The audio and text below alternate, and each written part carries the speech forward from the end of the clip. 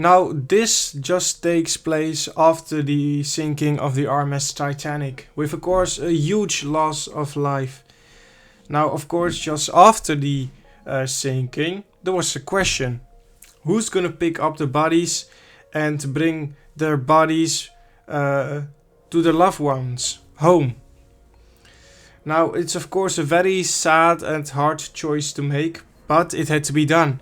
And at the end, the ship that would do the job was the CS Mackay-Bennett. Now, the CS Mackay-Bennett was a transatlantic cable laying and cable repair ship with one funnel. She was registered at Lloyd's of London as a Glasgow vessel, but she was owned by the American Commercial Cable Company.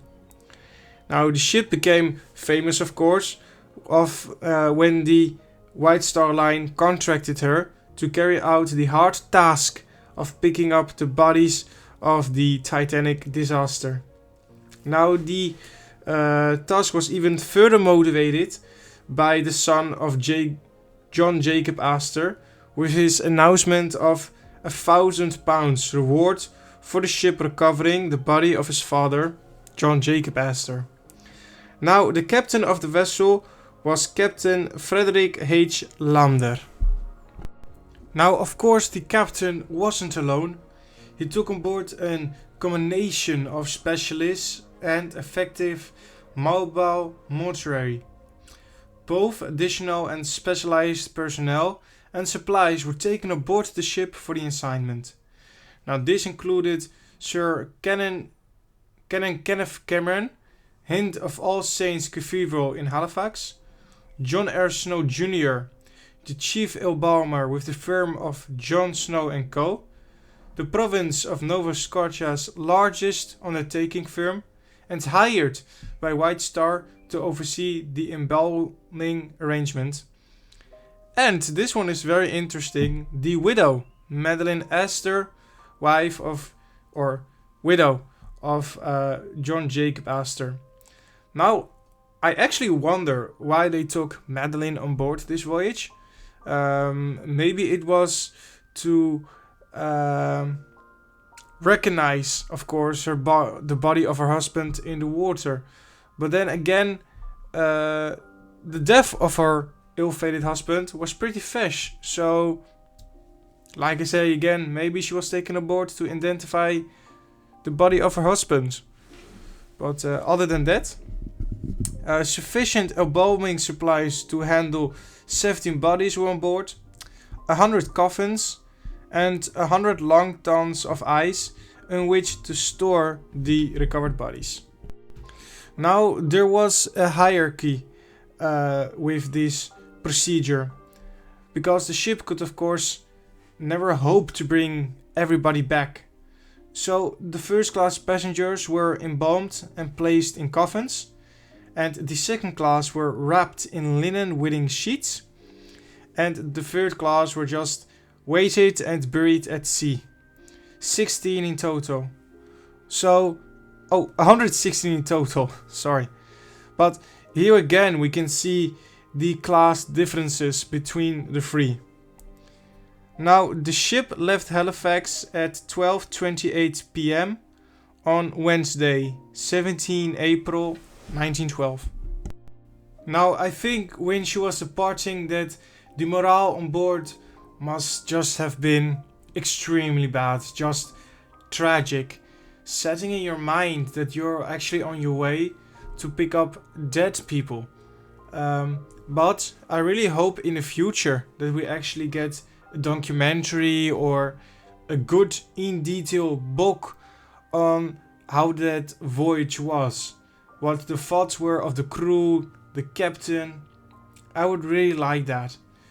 So, due to severe fog and rough sea, it took the ship nearly 4 days to set the 800 nautical miles to actually the scene of the disaster.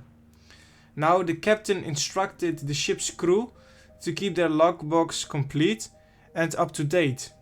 Now, during the voyage, a subsequent recovery operation, but only 2 of the logbooks of the crew are presently known to have survived. maybe in the future they will pop up more. Now, the ship arrived during the night, so the recovery of the bodies started at 6 a.m. on 20 April. Now, the CS Mackay-Bennett was anchored close to, but not within, the recovery area, and she offloaded the skiff lifeboats. Now, crews then rowed to the recovery area and manually recovered the bodies into the skiffs.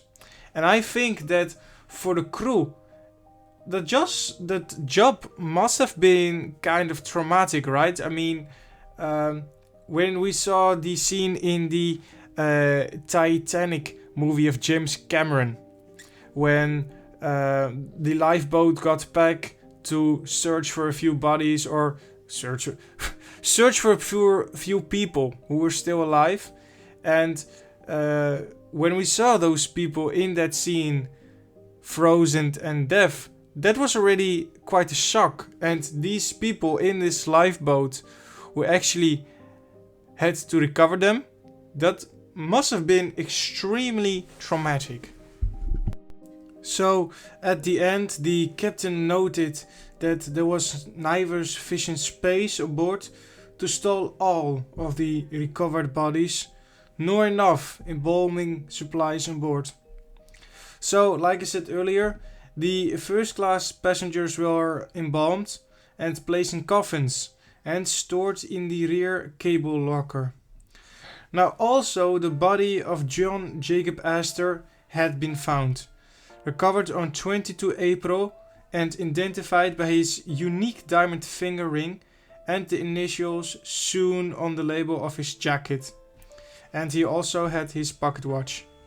Which again, Madeline was on board, and I can't imagine then again the pain that she must have felt, because this is pretty recent after the Titanic sinking, and maybe she still had in mind the picture of her husband on that on the deck alone, and now you see him like this. I mean, that must have been so painful to watch. Now, another first class passenger whose body had been found was Isidor Strauss. Now, Isidor Strauss was the man who begged his wife to go on a lifeboat, and his wife said, "Where you go, I go."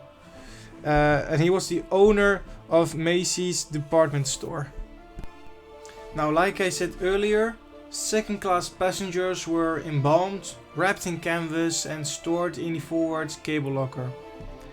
Third class passengers were buried at sea, and also again a total of 116 passengers. Now, in October 2013 there was a photograph found which shows one of the burials at sea on the Mackay-Bennett, a photograph of one of the burials, which luckily I can show you. Now, even the band leader, Wallace Hartley, was found fully dressed with his music case strapped to his body, which is quite poetic. His body was transferred to the Arabic and returned to England, where on 18 May he was buried in Kingley Road Cemetery in Colne, Lancashire. Now, sadly, there was also a body found of a 2-year-old male infant. So just imagine the pain of the crew. So it's already hard enough to pick up dead bodies, but then also to pick up the dead body of a young child. I can't describe it in words. I can't imagine what they have felt. So, one testimony of a crew member who actually talked about the child was that he came floating towards us with a little upturned face.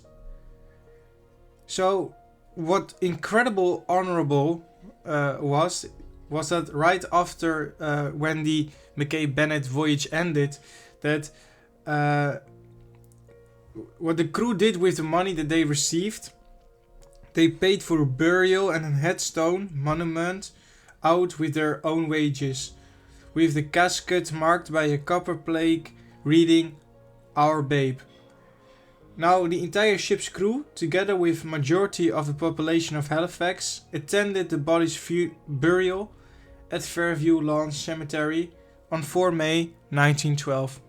So now in that time they didn't of course know the identity of the child, or they had trouble finding it. But luckily now the name of the child is known as Sydney Leslie Goodwin. She was the youngest of the Goodwin family, and sadly again, her whole family, together with her, perished in the sinking.